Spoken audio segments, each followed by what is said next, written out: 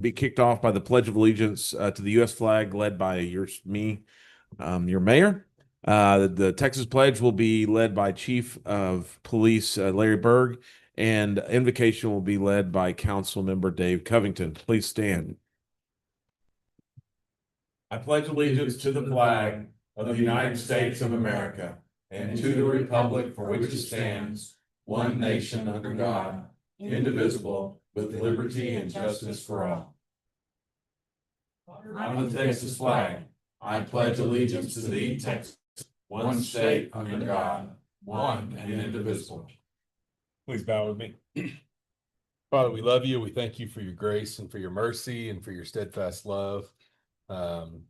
Thank you for sustaining us and care of us and forgiving us when we fail you. We ask tonight that you give us wisdom as we consider the business of the city, and pray that all that we say and do would honor and glorify you. It's in your son's name we pray. Amen. Amen. Amen. All right, you may be seated. We will call this meeting to order at 5:31.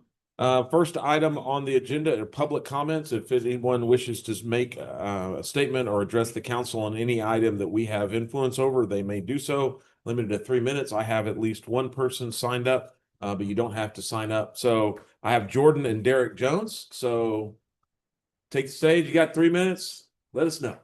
All right. Thank you so much, council members. My name is Jordan Jones. This is my father, Derek Jones. We are business owners so far just in Waco, Texas, of Cruise Texas Scooters. We would love the opportunity to bring those scooters to Belton, Texas, and I'm sure you're going to have lots of questions. I'll try to answer them in my 3 minutes here. The way we run our business makes us unique. I'm sure you've seen these kinds of businesses in Austin, Dallas, other places. The big issue with those is always, how do you keep the city clean and safe? So what we have done in Waco that has worked out so well, we haven't had a complaint in the 20 months we've been there, and hand in hand with the city, we place racks for our scooters around town. And that's where the scooters start. They can be rented from there just with your phone. And then in order to end your ride, you must return it to one of the racks that's placed around town. You'll continue to be charged on your account if you don't. And so there's that money incentive. It does help us to keep the city clean and safe, as racks aren't left out in pedestrian walkways and in traffic and whatnot. The other thing we do, of course, is we employ individuals who will go first thing in the morning, and just in case somebody does leave a scooter out, those get picked up, brought back, and we change out batteries, and we keep the racks and the scooters clean. We would like to work with the city, add to the tourism and leisure industry by bringing our scooters here. We try to make sure we add to this element as well. We provide helmets on each rack. They're free to use. We disinfect the helmets each day. We don't go around policing it, so we can't make individuals use helmets, but we do keep them there. And yes, sometimes they go missing. We just replace them at our cost because safety is a priority for us. And so we consider the cost in that. We also include a waiver each time they're rented. They sign that waiver every time. It indemnifies us, and we can also add an indemnifying clause for the city as well, so that the city is not held liable if there is some sort of accident with a scooter. We manage it locally. I manage it right here. My dad happens to, and please don't hold this against him, he happens to be still a Canadian citizen. I used to be, but I'm not anymore. I'm an American citizen, and I live right here. And so we manage it locally. We'd love to partner with the city in this. If you would consider it. I have some ideas on where to put racks, but like I said, we would just love to work with the city in that. And in Waco, what we've done is we've also partnered with small businesses, private businesses, put racks on private property. We'd love to do that, but also expand and have them at some of our lovelier parks where they can be used there. I think I've hit, is there anything I haven't hit that? Oh, driver's license. Yeah. Oh, sorry. Yeah. Well, I've got handouts for you to look those over. The other clause safety issue that we have concern, of course, is age appropriate riders. And so in order to have an account, you have to upload a driver's license to use our scooters. Now, again, we don't police it per se, but we have AI software that verifies that it's a valid driver's license that gets uploaded so that anyone who uses our scooters has a driver's license, or if a parent, for instance, we don't police this, if a parent signs 2 scooters, you can sign out up to 4 and rides with their kids that, well, their kids now are under their liability, if you will. Appreciate it. That's it. Thank you so much. Any questions before I go? Okay, well, Thank you. We'll direct this to staff. Thank you very much. thank you so much for taking the time. Presentation. Oh, thank you. All right, anyone else wish to address the council before we move on to our agenda? There being no other public comments, we will close the floor and reopen deliberation. First item on our agenda is our consent agenda.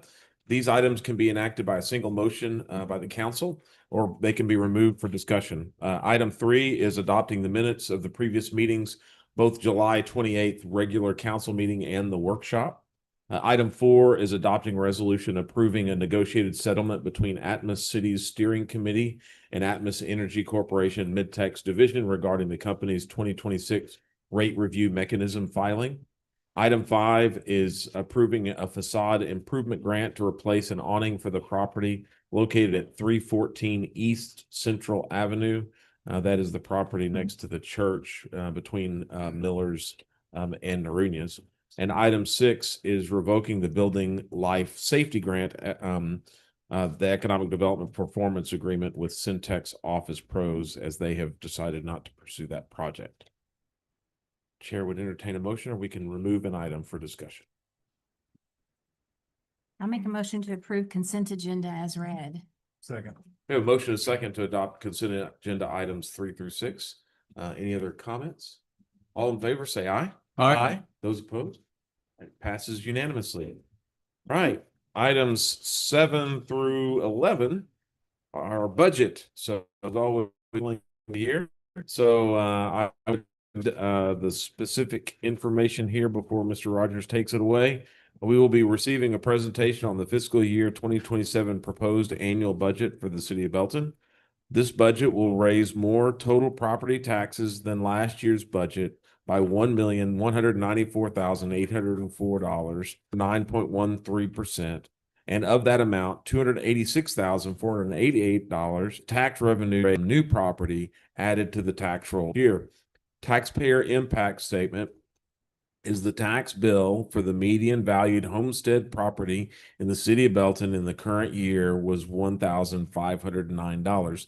The estimated tax bill for the same property in the upcoming fiscal year would be $1,444 if the proposed budget is adopted, or $1,335 if a balanced budget fund at the no new revenue rate is adopted.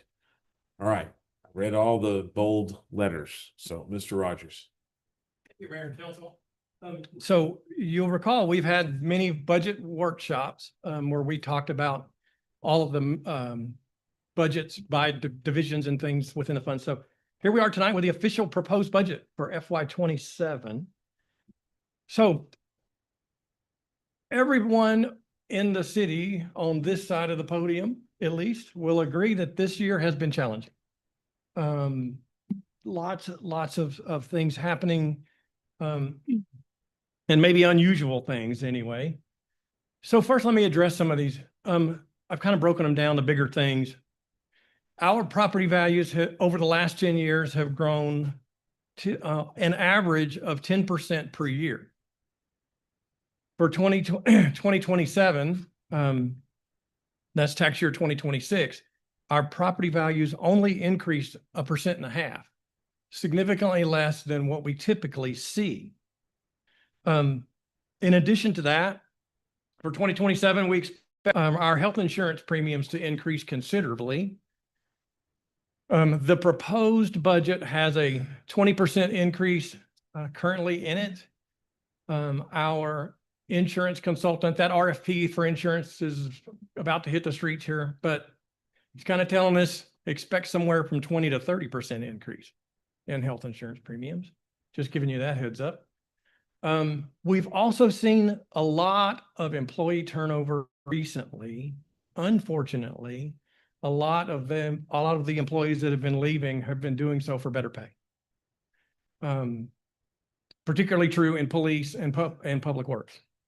And then lastly, we have or strived to keep all of our street maintenance funding in the budget for 2027.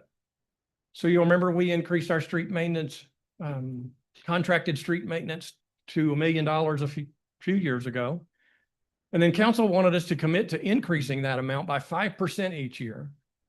In fact, the increase in FY27 is about $55,000 of contracted street maintenance, bringing the total for FY27 to $1,150,000 for contracted street maintenance. So there's a lot of upward pressure there in costs. And so what we have done is this, and it's actually quite significant, and I kind of want to spend a little time going through that. When I'm getting a little bit ahead, we'll talk tax rates in a bit. But to keep us below the voter approval rate, which is the highest that we can go without having an election, to do a lot of things to our preliminary budget. One, we eliminated the charges for irrigation that the water and sewer fund were charging the general fund for water and sewer. That has been eliminated for FY27.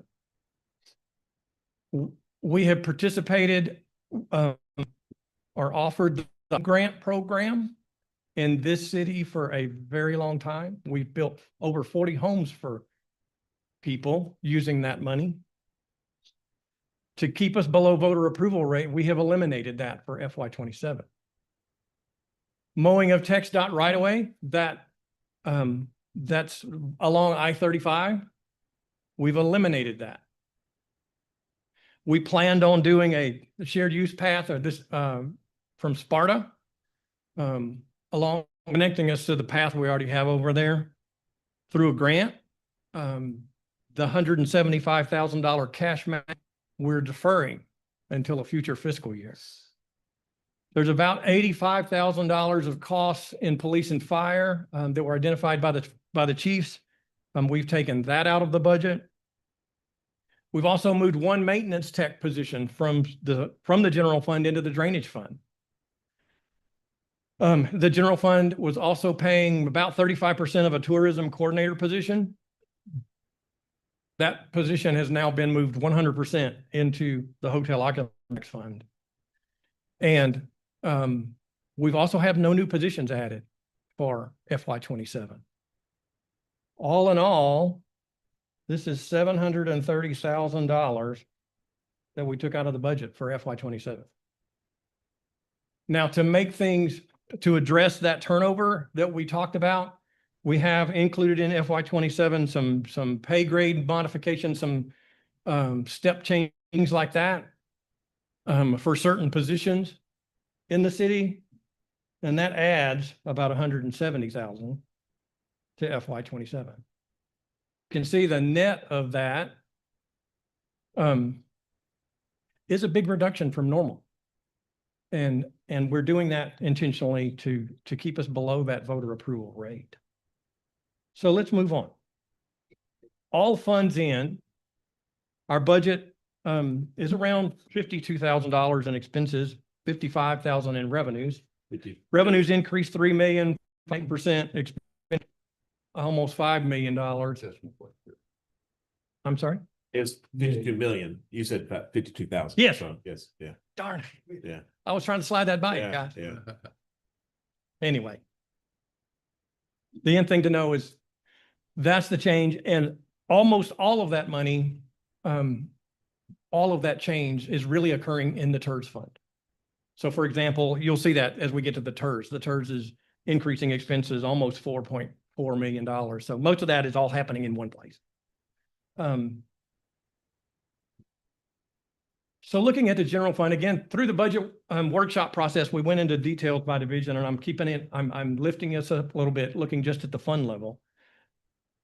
So resources increased from $25,563,000 in 2026 to $26,407,000 in 2027. That property tax that you see there of $10,573,000 is at the voter approval rate. Again, we'll talk about that shortly.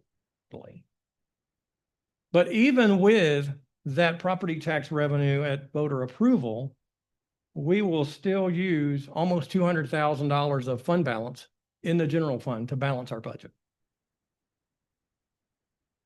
Moving on then to the, Yes, sir. And just as a matter, voter approval is the highest we would go. Mike, any comment on the change from budget to estimate, almost $350,000 there in property taxes? yeah, that's a great question. So what's happening is on property taxes, you're referring to that number right there. We are coming in under budget in 2020 in our current year. A lot of that decline is, for lack of a better way of saying it, is a write down of value from the appraisal district through the supplemental process, lawsuits, and they settle value so that the levy that we started with, what we adopted the budget on, was lowered throughout the year through that appeals process that happens throughout the year. Protests, exactly. And I think that was like 250,000 of that decline. On the other side, we're seeing more delinquent payments. I mean, people paying later. If there's a current tax component and a delinquent tax component of that big number. And what we're seeing are more people have paid later than normal because our delinquent tax revenue is much higher than it usually is. But yeah, most of that decline is due into those protests. If it's delinquent, or does the tax appraisal district get the extra? Because you pay penalties, right? Interest. Pay and penalty stuff. districts, we get that. We get that. Yeah. So of that 9,618, how much of that is recoverable through delinquency versus unrecoverable, which is a protested appraisal? It's, okay, that's, I don't remember that number right off the top of my head. 'Cause The no, value, it's hidden that's a money. that's a fantastic question. Yeah. What happens through the protest process, it seems like it was 250 million in value. I may be wrong Yeah. there. Times the tax rate, get you to Yeah. a number. Yeah. And that's essentially, like I said, it's not recoverable. Once Yeah. once the value comes down, the Yeah. value comes down. And that's a large chunk of that. Okay, The delinquent part of that's about 150 grand. okay. Compared to the total. Most of that's current, but yes, we are behind in the current fiscal year. So sorry to keep pulling on the thread. So the number you're saying at 10,573, what is that as far as a delinquency rate? So you're basing that on 100%? Or are you basing that on a 98% collection? It's the appraisal district now that gives us that collection percentage, where it used to be us telling them. Yeah. The appraisal district now does that, and that they do that at 100% collection, even though we might come in a little lower than that. So, but that's not accurate. Well, yeah, So is there a way we can adjust that? no. Yeah, we have to use the State numbers law. they give us. And that's for us and the school districts as well. They changed that a while back. Yeah, it's been a while. 98. They give you the 3 years delinquency, or I mean, current year collections in each of the last 3, and they're like 99 point something. Okay. And then they throw in the number that they want to use for the collection rate. Yeah. The way that would work is if you use a number less than 100, then the next year when you calculate your property tax through your worksheets, you have to deduct that excess collection between what you actually collected and the whatever number Yeah. you use for collect. So if you collected 100 and Yeah. you said 90. Well, yeah, it makes sense. that Yeah, kind of thing. yeah, true it up. Yeah, Yeah, true it up. Exactly. thank you. And then one more, my miscellaneous income, I assume that's interest income and the budgeted versus estimate. Rates have remained up. I would have thought we would have earned more than we had budgeted for. So that's correct. So what we did for interest income for 27 is we used the same exact number that we're collecting in the current year.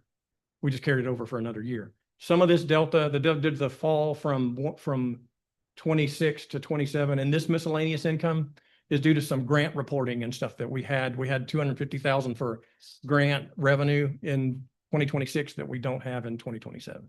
Do you know off the top of your head what your forecast for interest income? It's the same. I don't do it on an interest rate percentage necessarily. I do it based upon what we've collected and in a feel for up or down. And we're, like I say, we're using the same number in 27 as 26. So assuming The flat. reason I ask is, you know, back in 26, we all thought there was gonna be an interest rate cut, maybe a couple cuts. So Right. we were really conservative in our interest income number. Thought maybe 3.5, but rates are still 4+. So I would hope we would be making.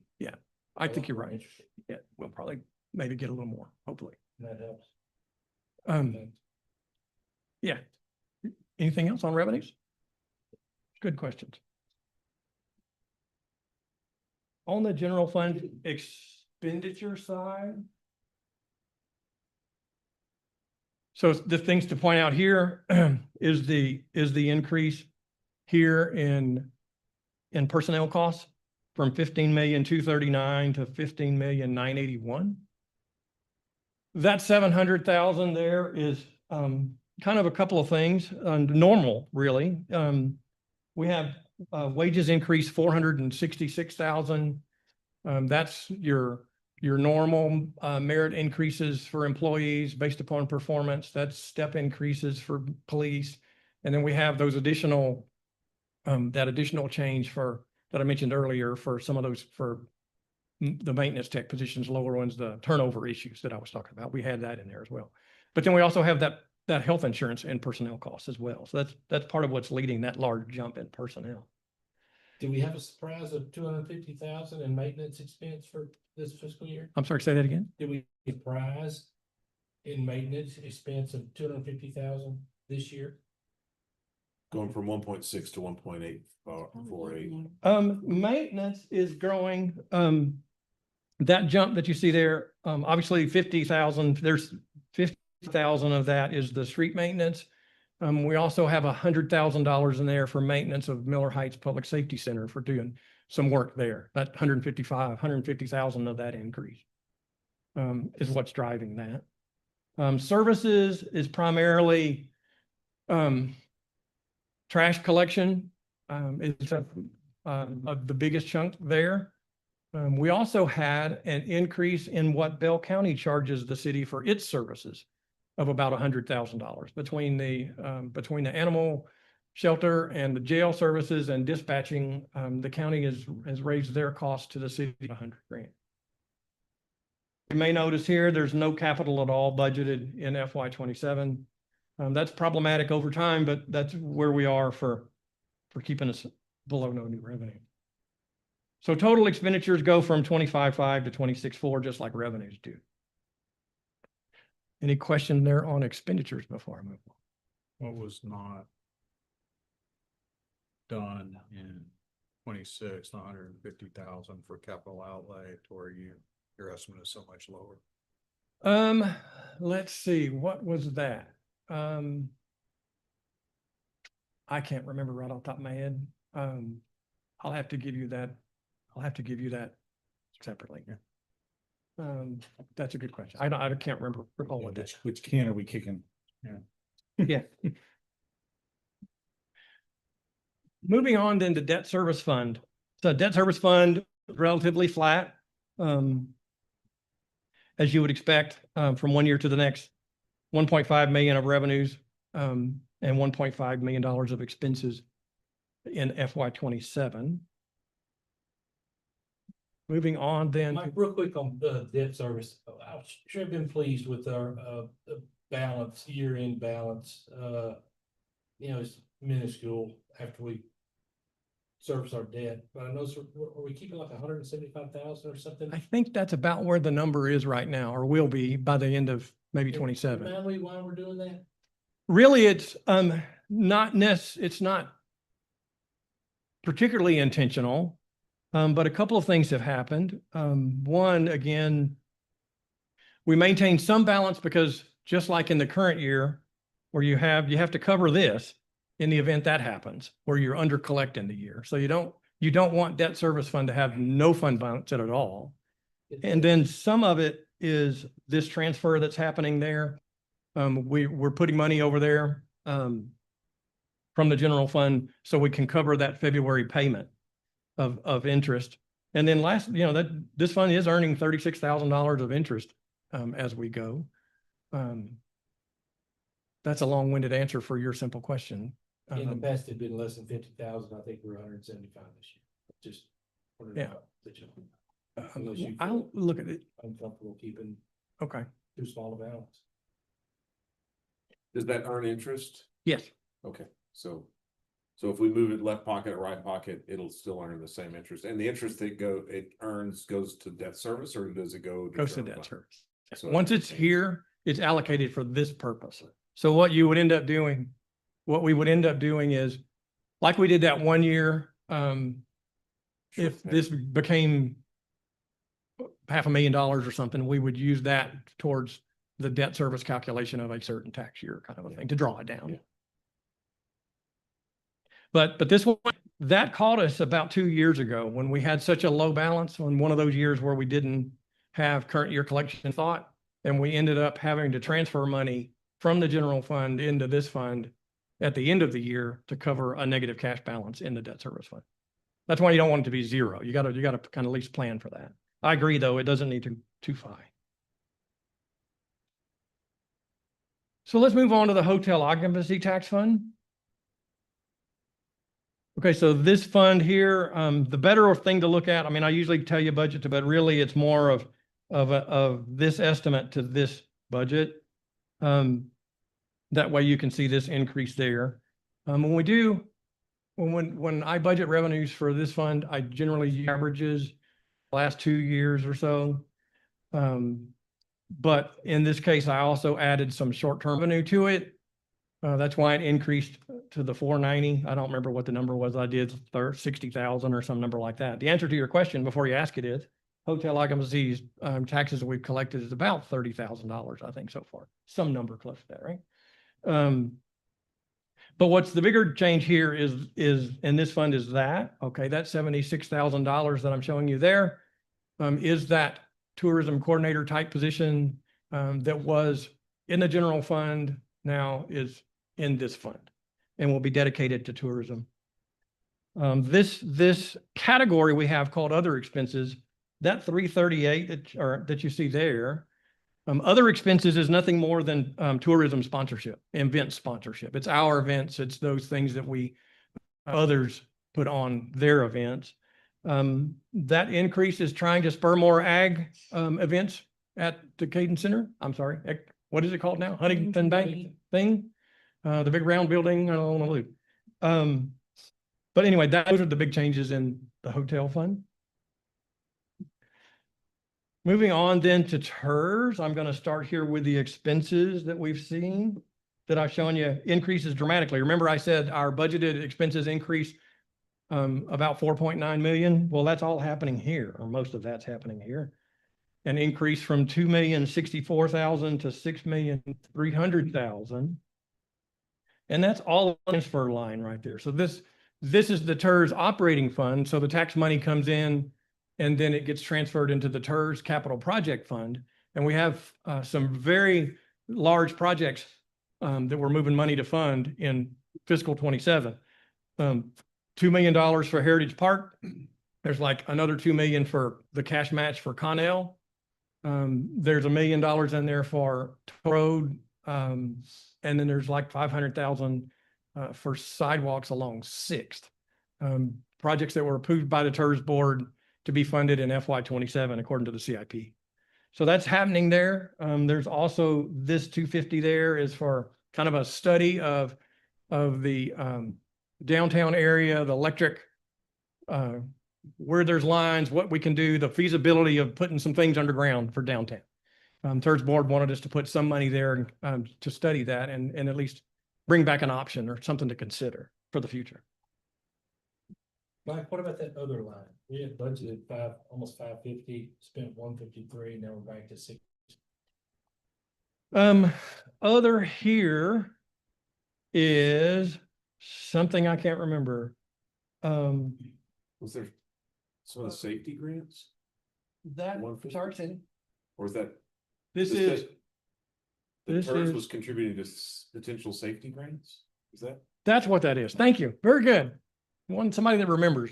That 600,000 is it's facade grants and life safety and those sort of grants that are awarded.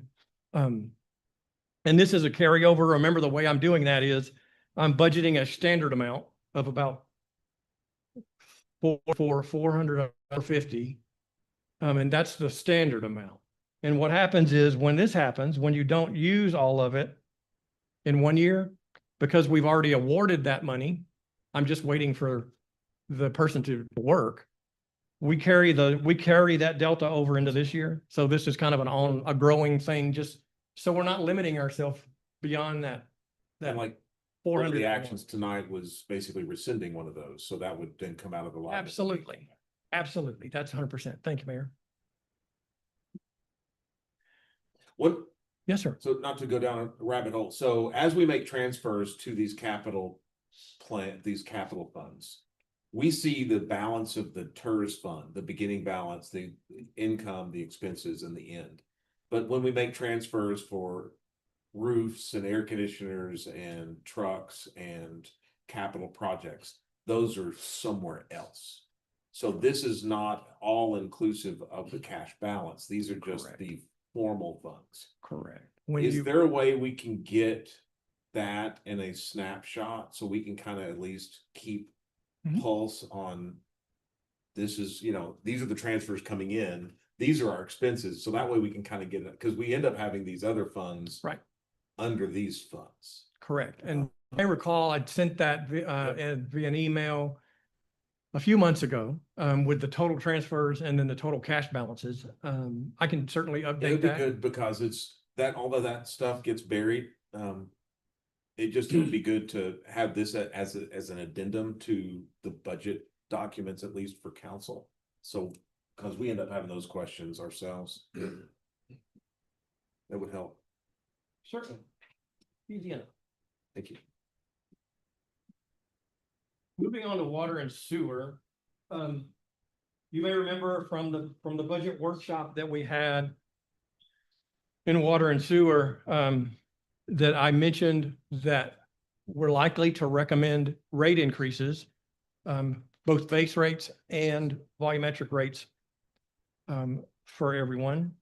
We're going to talk specifically about the actual rates that we're talking about at the next meeting when we're having our discussion on the fee schedule. But one thing I do want to show you is this. This is a large delta right there. And in fact, when I kind of updated that number, this bottom number, just today, this afternoon, that 13.9 estimate is now like 13.760. So we are not reaching budget for water and sewer. Some of that's just, I messed up the budget, when we budgeted it, and some of it is, based upon consumption, wetter, early part of the year was pretty damp, that kind of stuff. But all in all, revenues for FY 27 are about 5,000 less than that number and about 300,000 higher than that number. And again, there's rate increases that we're planning for. On the expenditure side, again, a decline here from 14,374,000 to 14,224,000. Nothing terribly exciting here in water and sewer, or unusual. Some increase in personnel like we expect. Water purchases is a little bit higher than this number, than our estimate, growing a tad, less than the budget. But nothing really overly unusual in the water and sewer fund for FY 27. Moving Mike, on. Does it surprise you at all? Maybe this is because of rates that our water purchases are down, our sewer treatment's up. Am I missing? If we buy less water or we're using less water, it seems like our sewer should be down a little as well. Well, Maybe not. they're connected because it's water, but it's entirely also possible that my estimate's wrong. I mean, I don't have a good answer for that. Just curious. Thanks. Well, there's a water usage above the sewer kind of cap, and so it's probably saying we're not having to water as much now, and so they're, Yeah. There's They're the- independent of one another. yeah. And I was just- yeah. I would assume that that gallon of water going down the toilet has a little extra gallonage in it. Anything on water and sewer before we move on?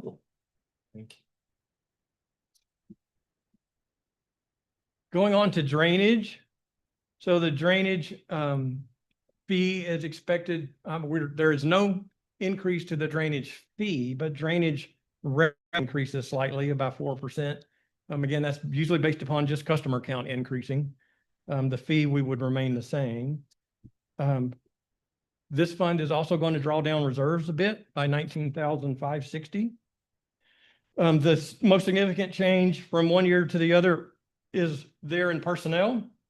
Excuse me, and you'll remember I had said that we moved a maintenance tech position from the streets division in the general fund over here into the drainage fund, and that's the reason those personnel costs increase. Outside of that, everything seems about normal.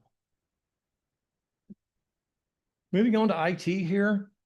The more significant thing here is this capital outlay from 349 to 91. We refreshed our data center, spending over $200,000 on that in FY26, and we don't have to do that, thank goodness, in FY27. I would call those servers, not data centers, not data centers. Those are servers. I said No data centers yeah, and data- keyword. Yeah, not that. Yeah, two word. Anyway, Server. server room. Servers. Yeah. Yeah.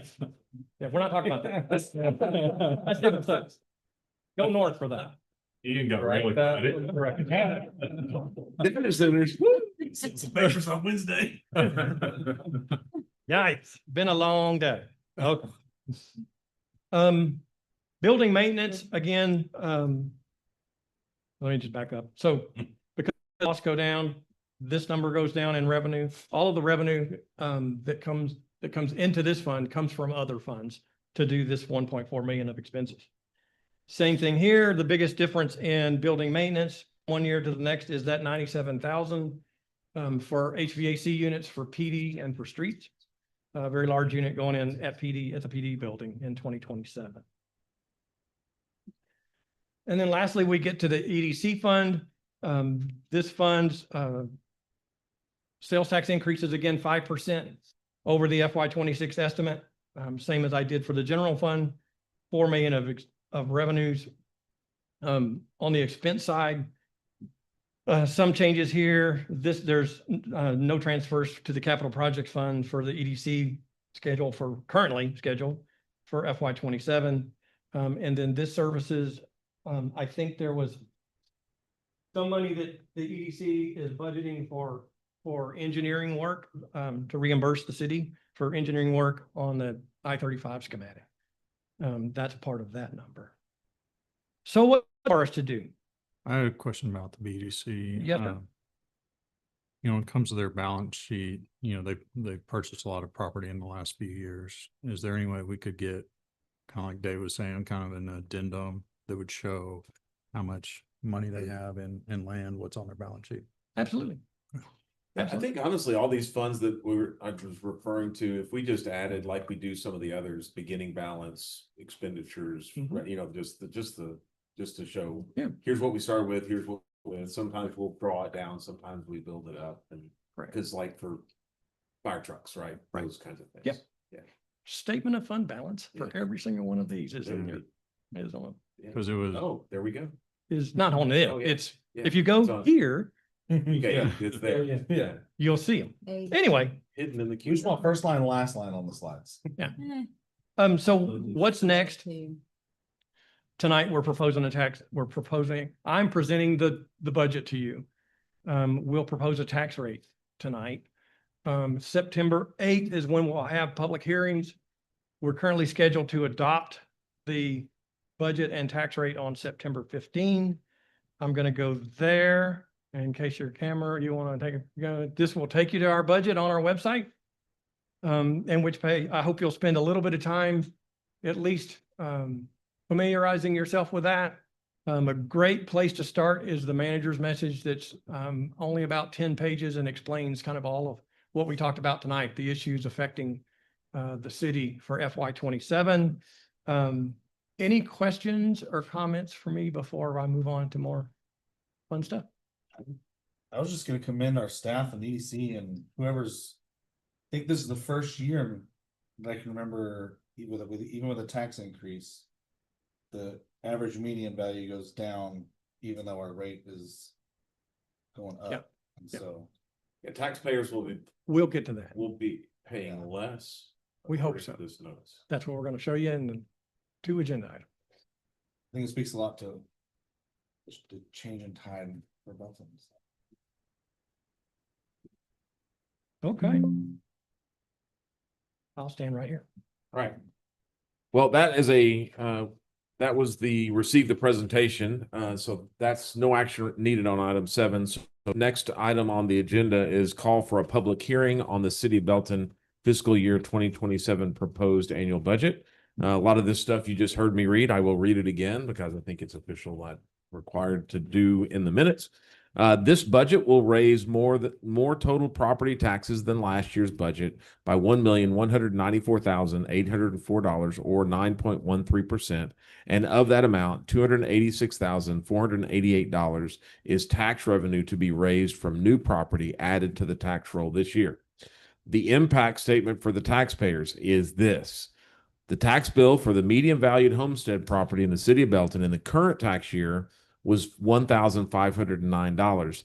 The estimated tax bill for the property in the upcoming fiscal year would be $1,444, which is less, if the proposed budget is adopted, or $1,335 if a balanced budget funded at the no new revenue rate is adopted.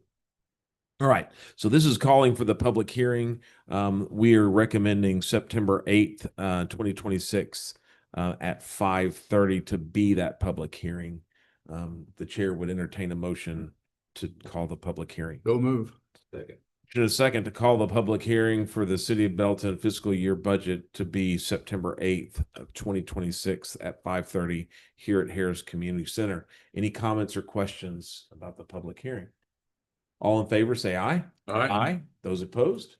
Passes unanimously. Item 9, discuss and consider a proposed property tax rate, the 2026 tax year, fiscal year 2027. I'll pause right here just for those who not familiar with this. What we do is we adopt a proposed rate, which is a rate that we have to set that basically sets the bar. We cannot go above it, but we can go below it. So while we may be adopting a proposed rate, it doesn't mean that that will be the final rate. So just procedural, just FYI. So Thank you for that clarification, Yes. Mayor. That's an important point. Okay, let's talk about property taxes. Okay, so highlights of the 2026 tax roll. You heard me say in our previous meetings that the value looked for 2026 looked like it decreased by 2.5%. But instead, once we get the certified roll in, that value actually increased by 1.5%. The 2025 adjusted value, that's value to today's value kind of those properties after supplementals and things. Still based upon last was $2,504,000,000. In 2026, for the current tax year, or next year, whatever, 2026, an increase of $36,993,000 to $2,541,000,000. And of that, it's amazing. If you get a big enough number, 37 million doesn't look like it changes. that's right. anything. That's right. It's a fraction, right? Yeah. So the first question then is what happened? How come we went up when we thought we were going down? It relates to this number, not the 2026 value. So the 2026 value that this $2,541,000,000 is right on top of the value that they were expecting for 2026. I mean, literally within $10 million. What happened was in April, when they gave us their certified estimate and were giving us the value that we thought was going to decline, That 2.5 for 2025 was like 2.6.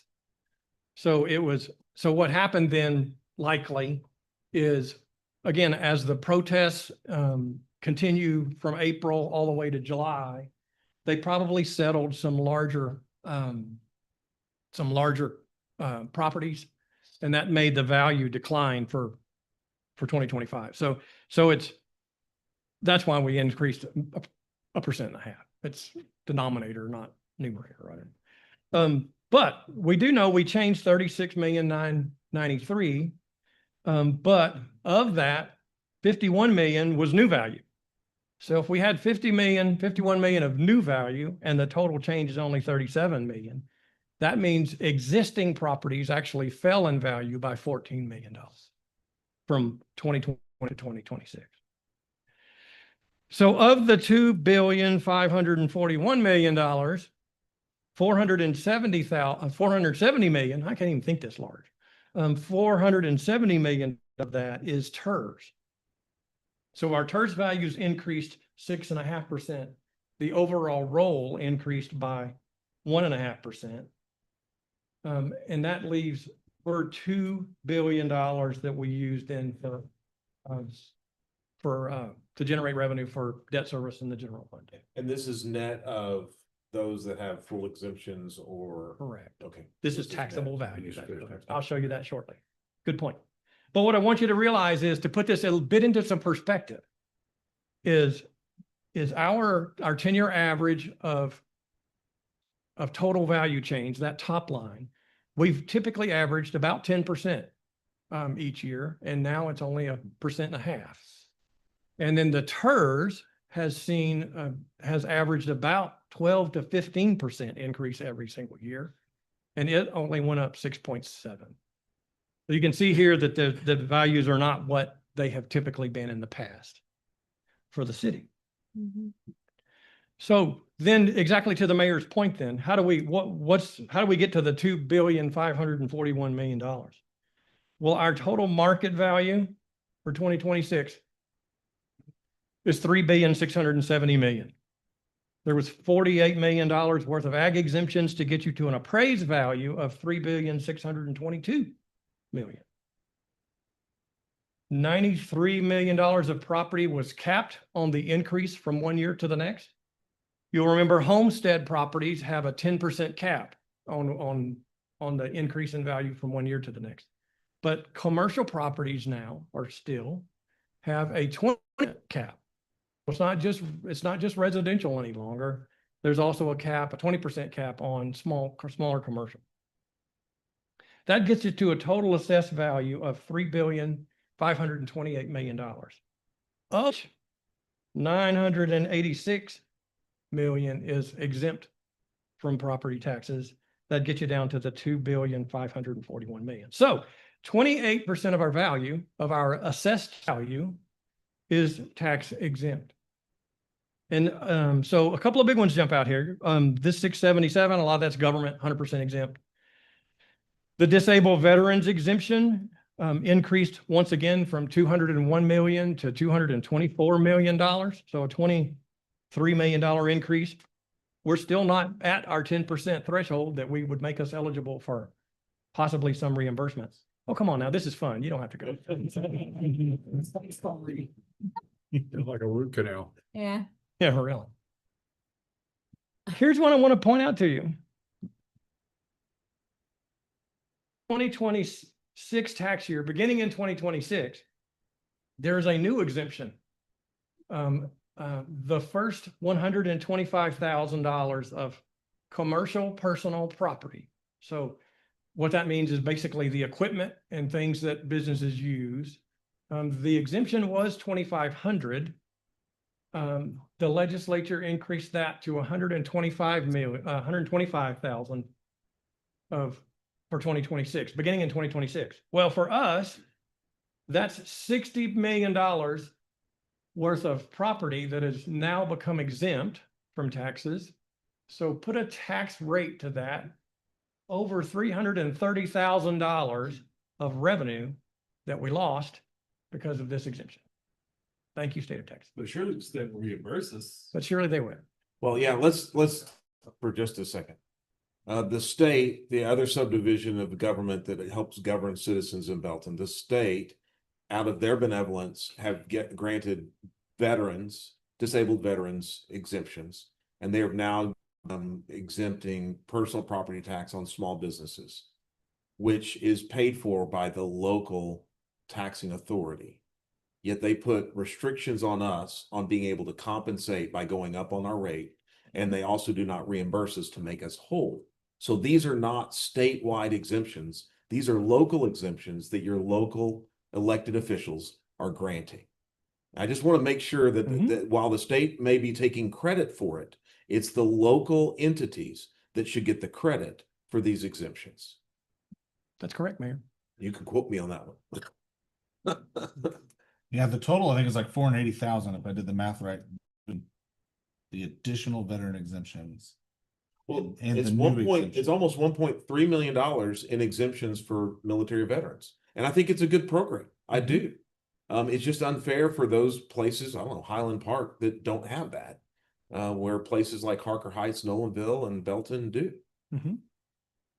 That's 100%. Anyway, And whether it's exemptions or business personal property, whenever a taxpayer has their tax bill reduced by a certain amount, the costs associated with that savings still have to be spent by the city. We still have to police those streets. We still have to put out those fires. We still have to make sure the water and sewer work there.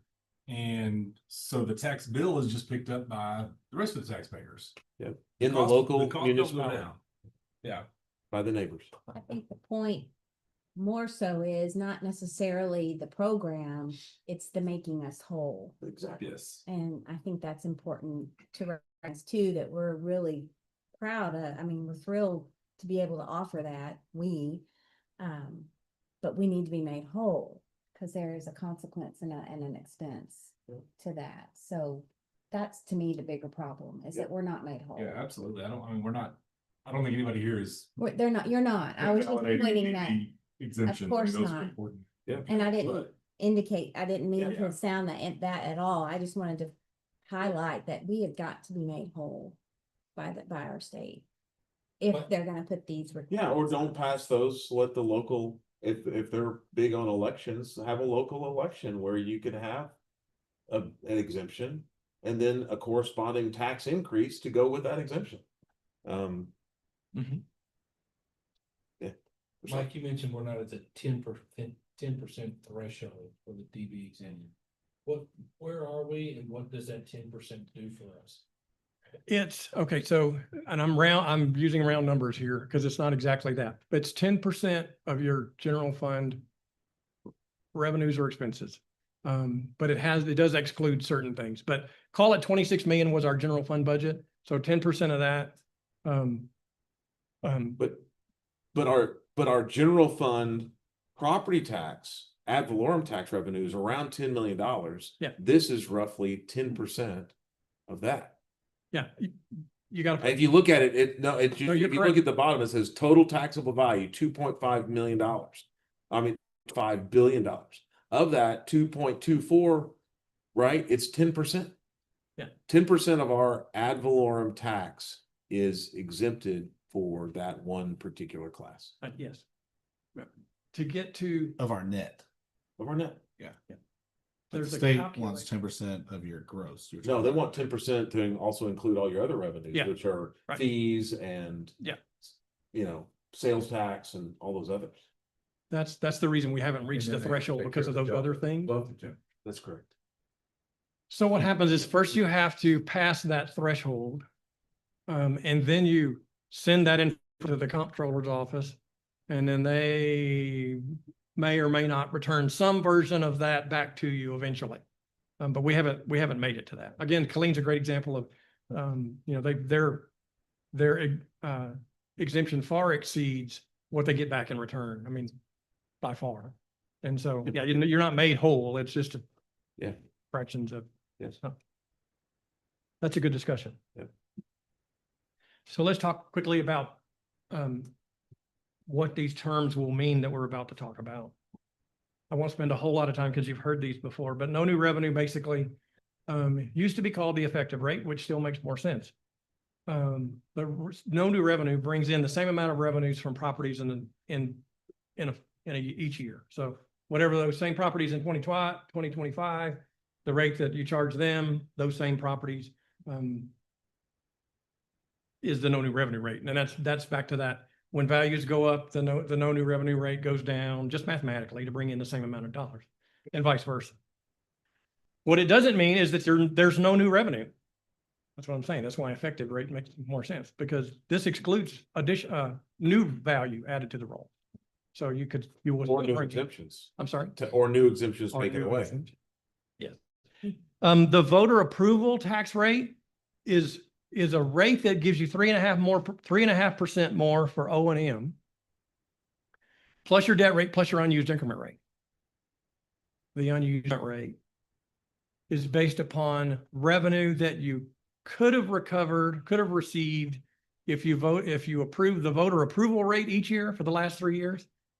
So that's just, that, and then, but you didn't, if you adopted a rate lower than that, that's foregone revenue in each of those years. So you get to go back and look backwards at the foregone revenue over the last 3 years, basically banking it until year 3, and then you can use it, and it goes into the calculation. The de minimis rate is for the small cities under 30. That's the rate that brings in $500,000 of new revenue over your last year.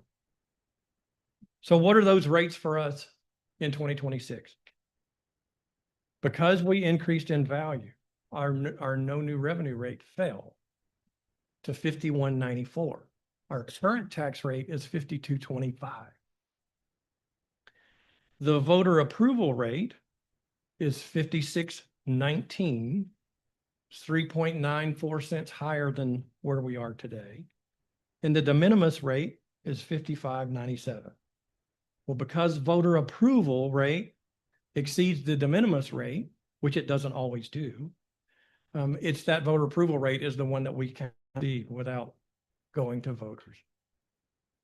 So I'm not going to spend much time here because we just talked about this. Your general fund budget has $10,573,000 of property tax revenue in it. The debt service fund has $1,326,000. When you add the tax rate that will generate those revenues is that voter approval rate of 56.19. Okay. What does that look like in dollars? Is this. So I'm comparing now where we are today at 25 to a voter approval rate of 56.19.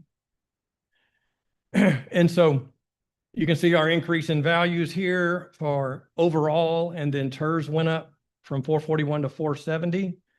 That makes our total levy increase from 13,088,000 to 14,283,000. A 9.13% increase in the total levy in 2026. So what does that mean when we break that down? Remember, that's total value. Well, that's made up of kind of 3 components: the general fund, the debt service fund, and then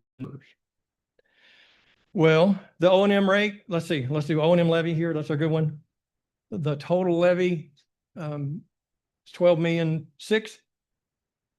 You see our TERS payment increased considerably by 24.2% to 2.3. That leaves this nut right there. So the revenue that goes to the general fund to be used to pay for operations and salaries and everything the general fund does, at a voter approval rate of 56.19, we gain only 670,000 in general. I say only. A 6.9%, 6.93% increase. The debt rate, the debt service increases, slightly. Again, remember I said that was pretty steady. Are you coming to get me? Okay. And then, and the rest of that, the difference, the rest of that, the 500,000 that's left is additional revenue that goes to the TERS. what is that? What if you decided to do no new revenue or the same rate we have today compared to what we're proposing of 5619? So if this is where we are now, tax levy of that, you can see currently it goes up, if at the proposed rate, it goes up 1.2 million. If you did the same rate, it would go up only 193,000.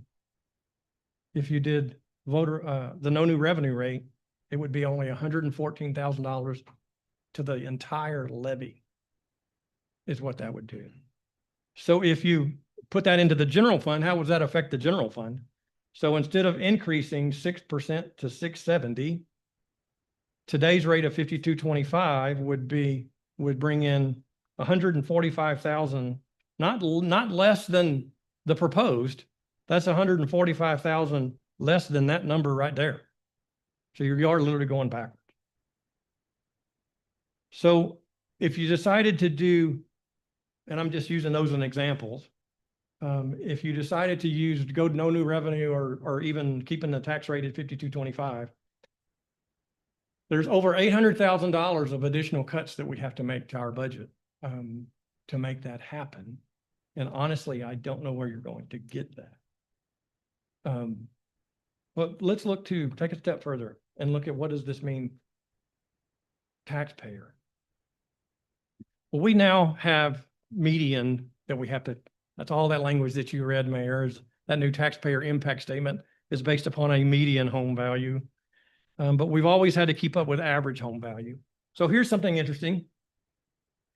The average home homestead, that's what we'll call this. It's a homestead, someone with a homestead exemption. The average home value in 2025 was $306,660. The average home value in 2026 fell by 14% to just over $263,000. Okay. So even if we adopted the voter approval rate of 5619, your average and your median homestead value would pay less in taxes, an actual what amount they have to write the check for, would pay less in taxes in 2020 in next fiscal year than the current fiscal. Yeah. So help me, I'm going to ask a rhetorical question, but it's not. So help me understand how no new revenue, right? So you said that these rates are based on the appraised value times the rate. And the appraised value times the rate should, so if appraised values go up, our effective rate goes down. Correct. If appraised values go down, our effective values go up. So what you would hopefully see is from one year to the next, that delta would be zero, right? But the delta is negative, and it's negative because this what? 14% decline in a particular home value would be more than the total decline and the total roll. No, I know. I think what I'm saying. the thing is you would think on the no new, whatever the no new revenue This one here, rate, 5194. that would be calculated based on, well, 263 times a rate that's going to be higher is going to be a change from the prior year of zero. Yes. Yes. That's what the definition, when you read their definition, that's what it is. Right. But that's not what it is, because they took out a lot of exemptions that impacts that number. And now everybody else has to pay more, but we don't get credit for that. I'm just saying the way that the math is stacked up is against the local municipality from an optics standpoint. Mm-hmm. Reality is we got to pay bills. We got to pay for firemen. We got to pay for police. We got to pay for streets. But they changed the math to make it look like we continue to dig deeper into folks' pockets when the state has done so through exemptions. Anyway, it's difficult math. Why isn't it just zero? I mean, if it's no new revenue, it should be zero. Right. Appraisals go up, my rate goes down, it's zero. It's not. Right. But this also isn't dealing with commercial. Yeah. You have well, this is only homes. The no new revenue rate includes commercial. Yes, it includes, it's the Includes- entire roll as it, but mayor's correct in But it's that. actually less It does correct. kind of. Now, the one thing I do want to say, and I say this every single year, is these dots that you see here of $124 less than 65, only applies if your home started at 306,660 and went to 263,098. You will always hear me say every single time I do this presentation, your mileage may vary. Remember the little disclaimer when they used to show fuel economy on cars back then? Your mileage may vary, because if you didn't do exactly that, I can't tell somebody that their bill's going to go down exactly by $124. It's your mileage will vary. Some will go up, some will go down. So what are we doing tonight? We're proposing a tax rate. One more question. What 1 penny on the tax rolls brings how many dollars? $200,000 is a good round number. Good to $200,000. So our exemptions, 1.2 million plus another 300,000, 1.5 is around 7 cents. 750. Seven. Yeah, cents. seven and a half, 6.5, 7 cents. Okay. 200. That's great. What a load. Just to cover exemption. Yeah, just cover, 7 cents just to cover exemption, Seven. which is more than 10%. Back to it. More than 10% of 56. More than 10%. Yet they say it's not 10%. It's more than 10%. A lot of ways you can skin the cat, it says 10%. It's called truth in taxation. Yeah, that's right. Truth in taxation. Based on our definition. So tonight we're proposing a tax rate. As the mayor said, we're not adopting a tax rate tonight. City council is simply proposing a tax rate. And it's that tax rate then that we'll do public notices on and stuff like that. The rate that you propose tonight, you can't exceed when you do a adoption in September. Because of all the notices that we have to do from this point forward. It's actually too late in the calendar to go over voter approval because it's just too late in the calendar. We would. Meaning it's too late to call an election to be able. to Call an do that. election. That's correct. That's correct. Too late because you don't want to. I think glaringly, there's some.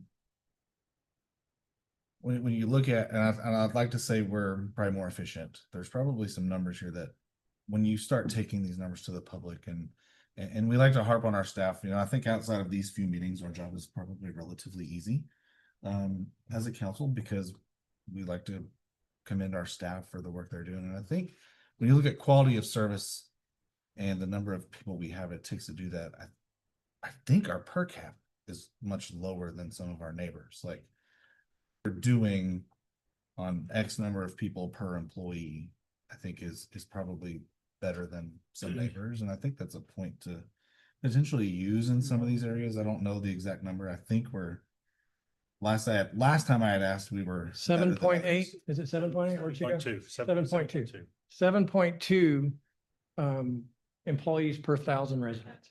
Lowest of all the communities. Simple as 12 something. Yeah, and Absolutely the best value, as you'll see on a couple of charts. And we've talked about the national surveys we've done and things like that and what we're able to provide. And I think those are important numbers to get an entire picture. Because if somebody looks at was like, oh, they're raising my tax, or our tax revenue is 10% higher or 9 point whatever percent it was. We're also doing it on a very efficient, streamlined level. And that's guys, that's not us, that's y'all. So I just wanted to add that point in there. I can add a fascinating addendum to that. I have in my office from 1967, 60 years ago. You know what our employee count per capita was in 1967? 7.4 employees. Wow. So we're operating with the same level of employee count as we were 60 years ago. And you think about the services that we're offering today versus what we offered 60 years ago. It's just an interesting little factoid. Yeah. So The real key to that is keeping that rate under the voter approved rate. No new FTEs. And being as lean and as efficient as we can. I think we're doing an amazing job. Real easy to throw stones at the folks setting the rate, but well, we deliberate this and think about it, and it's so important to us because we know the impact it has on citizens. Well, that's the story you just said right there, that graph. Yeah. Seeing that tax rate Yeah. continue to come down. So like you've seen this chart before. And so I just kind of want to point out, this is history of our values and our tax rate. And you can see in the bars are the property values, going up. But look at our tax rate back here. Oh, and back 60 years ago, our tax rate was what? $1.90. $1.90 per hundred. But interesting factoid. That's all that is. Hey, our tax rate back here was over 80 cents. And then the last time we had a larger increase was way back in, over 20 years ago, I 2004. remember that one. We had a little blip in there, but You really. I really. Station number 2. another interesting one is this one that you've also seen. So this is kind of a compares what we've done over time versus our surrounding cities. I won't mark that up too much with this thing, but the green bar is Killeen. And you can see Killeen jumped up to 75 cents or so and have left it flat for a long time, then dropped when property values really skyrocketed. And then has since increased considerably, back up, going closer to 75 again. The blue is Temple. And you can see it had a jump up to from 57, kind of went the opposite way, but then fell again and then jumped again in 2025 tax year. The orange is Harker Heights, black is City of Belton, and you can see that, we're down here. The other thing that's just a little bit interesting is the Temple number that I'm showing you there is only the City of Temple. There's about 21 cents for the health district and the Temple College district. That puts them way about up here as far as their total tax burden, total tax rate for Temple. I'm just showing, just saying. So what are we doing? So again, tonight we're going to propose a tax rate and we're going to schedule public hearings. I have to then post it on the website and put some notices in the paper about the public hearing. The public hearing is September the 8th is what we have scheduled. That's the next agenda item, and then we'll adopt on September 15. Not spending much time here. If what triggers an election? Well, if we exceeded voter approval rate, then an election would be required. I'd be happy to answer any questions. I think we had quite a few as you went through the presentation. Comments? And just for the record, say this, we have approved meet and confer for the fire department and the police department. And those tend for the process, but not for any changes yet. We have not had any agreement or gone the full spectrum of it. But those history tells us that those tend to end with an increase in expenses for those departments. None of that is in this budget, correct? That's correct. None of that's included. None of that. Just want to make sure. No, that's correct. That's a good point. What did you mentioned turnover in some of our entry level positions. What did we thought we discussed increasing our base hourly rate? Did we decide on a number that's going to? We did. What that is? Megan, do you want to come address that? I want to make sure we're competitive. Yeah, it's different for each position. And so we've got like our parks maintenance tech, we just increased to 1750, that for them. For streets, it's 19 an hour. For utilities, it's 20 an hour. And we were losing people to companies in the area for 24 an hour in utilities. So we're training these people, they're with us for a year or two, and then they're leaving for $4 more an hour. At that time, we were paying $17.50 starting out. So that would be, $650 more for them to go to a different place. And so that's a big deal. There's other positions in the city that we have in the budget to adjust, and we were gonna bring that in a couple weeks to you guys. And that's some of our police scale kind of change because we are feeling a bleed in the police department. But for those So. city service employees, and anybody caught in the middle would be adjusted accordingly. Kind of. We didn't do time and position for those. We did rank. So if you had like a maintenance tech 1, a 2, a 3, there's at least a break in between those, but we only have 1 in between each grade. So it is a compression there, but they at least got some kind of increase. Mhm, mhm. Yep. Thank you. And if we, for the compensation study, there was this past one, Mhm. we come up to everything that was recommended in there.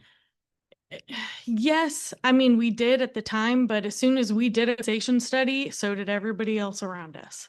And so we're essentially behind the mark right off the bat. And when you look at us compared to the private sector that's around us right now, we're far below still.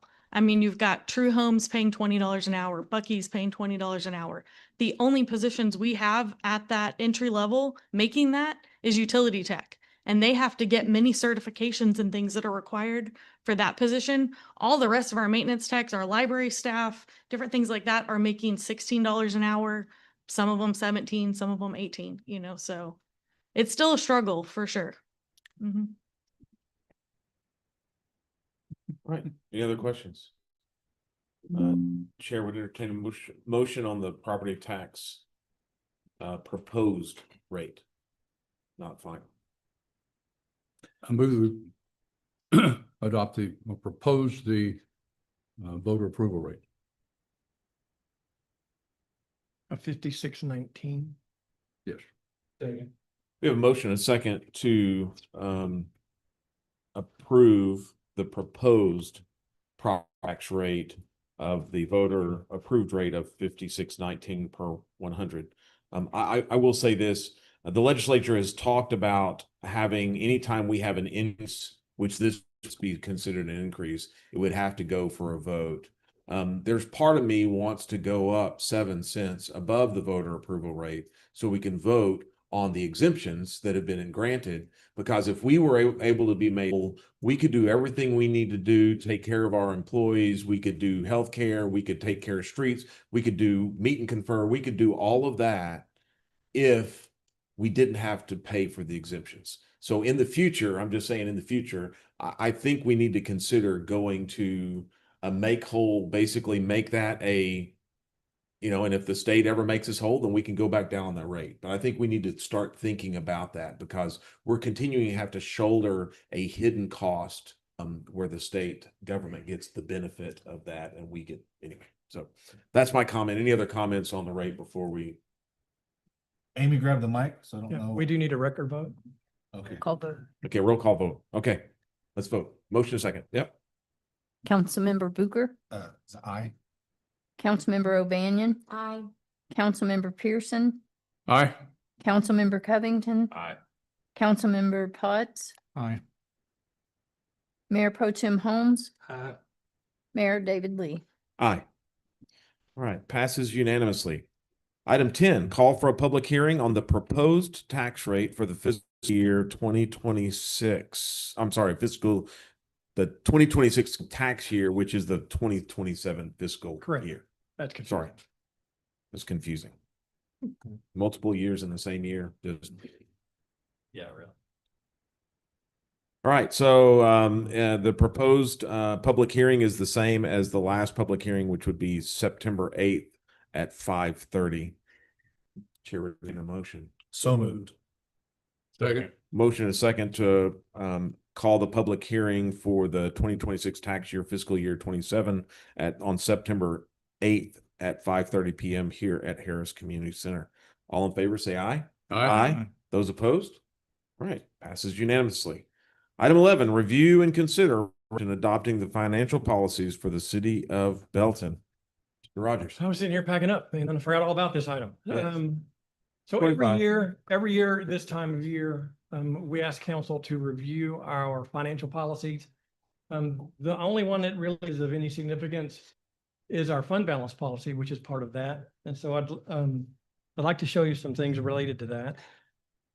Why do we have a policy? And that's because it's a best practice, Government Finance Association that says you should have a formal policy that has an unrestricted fund balance of no less than 2 months of expenditures. That's 16.67% of your operating expenses set aside in the event a catastrophe type thing happens. Your policy should also include what will you do if you fall below that policy, and it should also prohibit the use of fund balance for recurring expenditures. So our fund balance policy has said, or currently says, in the general fund, water and sewer and drainage, and those are our major operating funds. We don't have the same policy for hotel and the internal service funds and stuff. It's just for these three major funds. But the fund balance policy says that we should maintain a balance equal to or greater than 30% of budgeted expenditures. And if they fall below that, we have to take action that includes reducing expenditures or revenues or increasing revenues or some combination of those two things. So what's kind of the history of our fund balance policy? Well, prior to 2022, our fund balance policy said that we would maintain 25% of expenditures plus the annual deficit for any fund supported borrowing. So that really relates to your utility funds, water, sewer, and drainage. Any debt that they would have issued, the annual debt service amount you would pile on top of that 25%. Well, in 2022, I decided to increase that or change the wording of that a tad to where it said, I'd like to maintain 30%, but we shouldn't fall below 25. In other words, putting a little bit of a gap between the floor of 25 and kind of what we hope to maintain. That was the logic in 2022. In 25, the water and sewer fund could no longer meet that 30% plus annual debt service. So we changed the policy in 2025 to just throw out that. That was a little bit or a lot way conservative. So we, instead of being that overly conservative, we just changed it to 30% of budgeted expenditures. And that's where we sit today. But, and I'm leading with a but for a reason.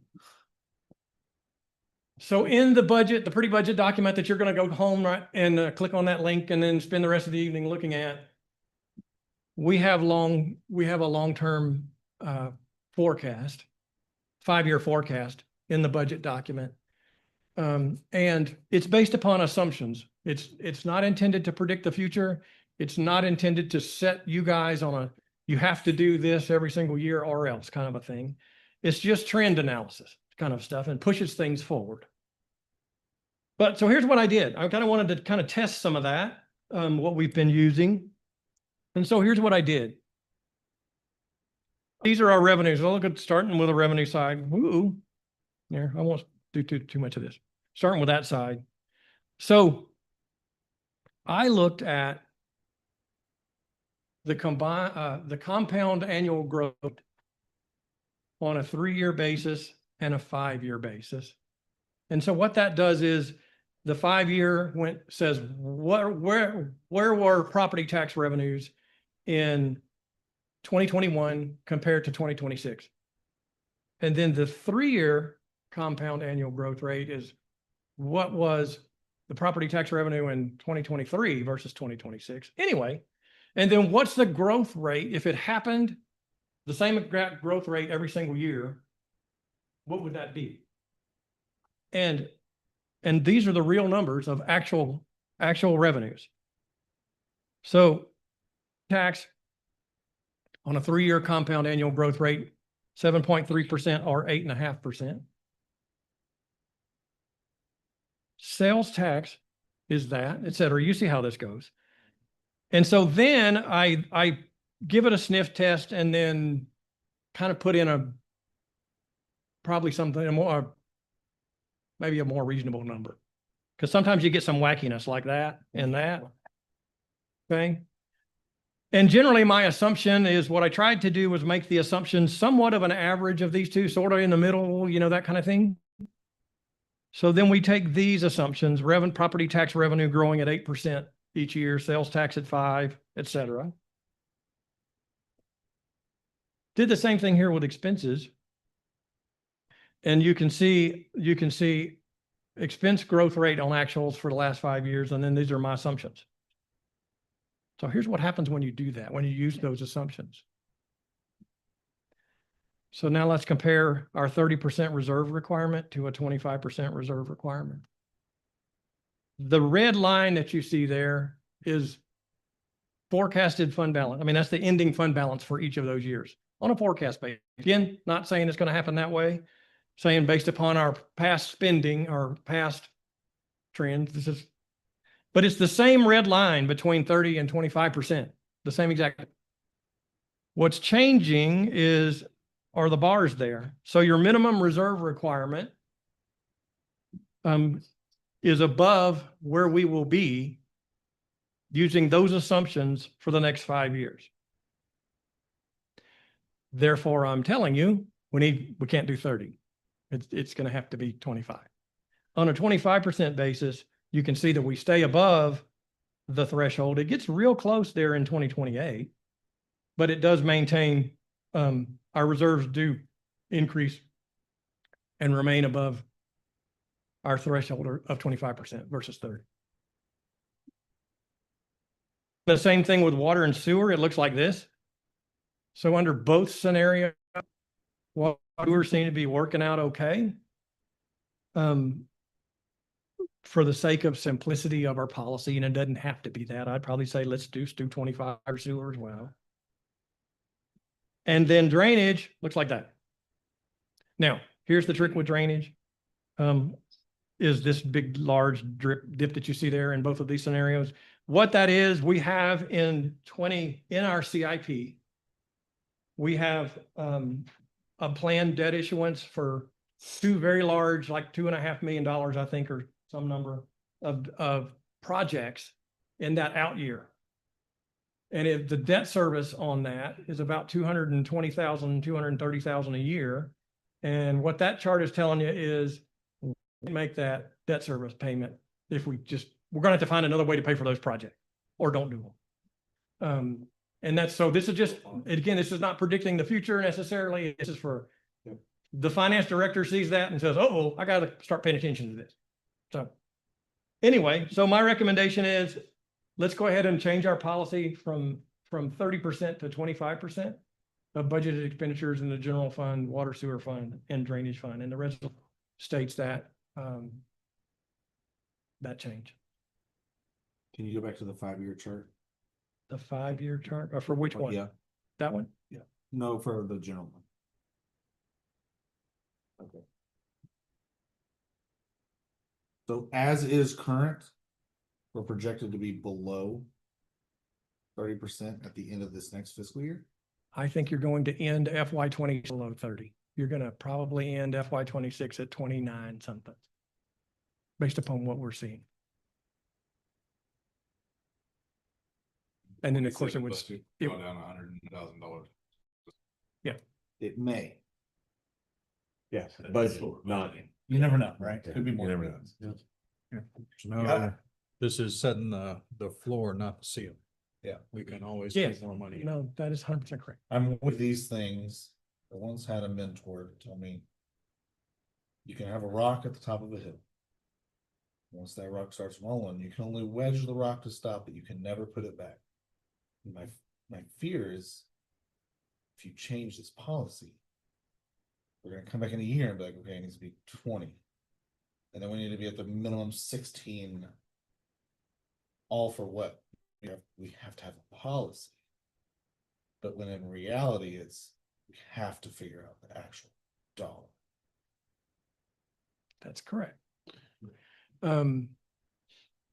I will stand here and tell you, I am never going to tell you to go below 25%. Me personally. But doesn't mean that you guys can't tell me to do that, but I'm not going to tell you to do that.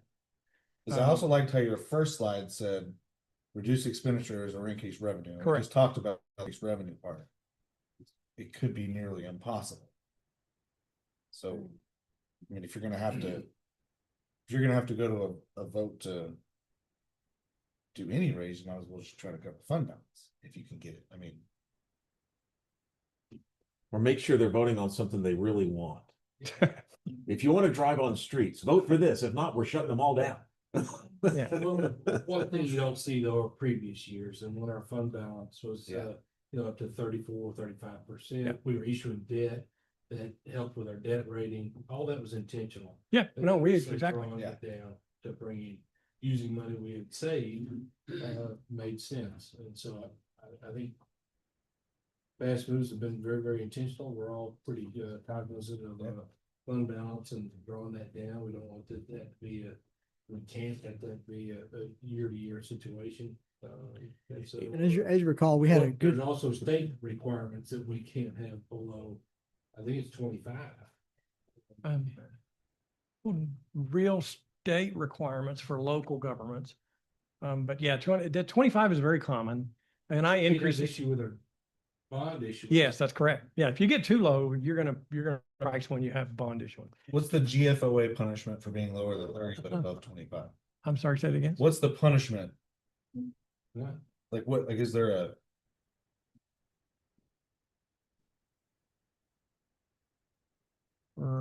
There. Is that what you're referring to?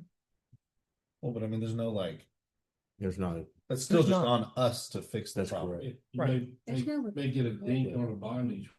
And This is the cookie Back cutter up. theory. Yeah. This is the. just to be clear, I'm not, this is not doom and gloom because, I mean, No. look where your number is. Your real number is increasing up to 9.5 million, which is a lot of money. Yeah. And so, I mean, I'm certainly not saying, it doesn't look like drainage. Drainage is a specific reason for that. The rest of this is, you're just not, your policy can't, this policy can't keep up with. So if you go back one more, I think the one thing about your assumptions, I will say this. If you look at sales tax at 5 years, it's 6.68, 3 years, it's 3.35. It's not really averaging. We're seeing a trend down in growth because what we saw is a huge bubble 5 to 6 years ago. Everybody started ordering at home. We saw now so we see a lot of sales tax where we saw leakage to our other communities. A lot of those big box retailers have folded and instead it's now all delivery. So I think that we'll start seeing people shopping out a little bit more. I think appraised values, I don't think that this year's going to be an anomaly. I think we're going to see recessed appraised values because they bubbled up. So I think what we're seeing is these property tax, it's not that we're going to hit the average. It's going to go from 8.5 to 7.3 to 6.2 to something that's more of a 30-year average. Yeah. So I think what we need to really look at is look at those 30-year averages, see where we bubbled up and see what returns back to norm. So anyway, I think it's just a dangerous time because of public money policy to put so much debt and cash into the system that's upset the apple cart. We're just now finishing some of our ARPA grants and stuff that were part of 2020. Those are going away, but now we got to pay for it. So we went with daddy's credit card, spent a lot of money. Now we got to start paying for it. So I think it's going to be hard on local governments for the next 3 to 5 years. It's already, and Stephanie will say it. We think it's hard here. Imagine the person that lives one block that way. They're seeing increase in everything, but their pay's not increasing. Not at the same rate. Their expenses are increasing tremendously more. So we have to make sure that we're right sized to our community so we don't price our citizens out of our community. So that's a hard decision for this group to make. So we So also have some things coming in the future, especially 2030, that could really affect the amount of sales tax we're gonna be able to get. Yep. All right. So that was review and consideration. So you need us to Approve that adopt a resolution. resolution of 20, you're recommending 25%, correct? Yes, For all funds? those three funds, yes. For those 3 funds. So move. Second. We have a motion and a second to adopt the 25% financial policy 3 funds presented. Any other comments or questions? So if we don't adopt 25%, if we just say we're sticking with 30, is there a difference in our bond rating between your policy's 30 and you're not meeting it, or you're just bumping your policy down to 25, so they need it. I mean, if we have to go issue debt, is there a difference from the bond Our market? financial advisor said it was only 6 basis point generally if we got downgraded. There's only like a 6 basis points between if we got downgraded because of this policy change. Well, that's basically zero. So even if you did get downgraded, then it wouldn't cost you a whole lot from where we're at. It's just, for my world, I'm a rules guy. I'm being an accountant. And then if you have a policy that's like that 30% and you can't get there, the policy says, now we got to do something. Then I've got to do something. I've got to come to you guys and say, we got to do something because we're not. So, I mean, it's self-policing, if you will. Thank you. All right, so we have a motion and a second to adopt the 25%. All in favor, say aye. Aye. As opposed? No. No. Two. Daniel and Dave voted no. Thank you. All right, so motion passes 5-2. That concludes the regular scheduled council meeting. We will go into executive session. We will not take any action after executive session, so you don't have to hang around for any votes. And I'll go ahead and read this in for the record and can take a pause for the cause.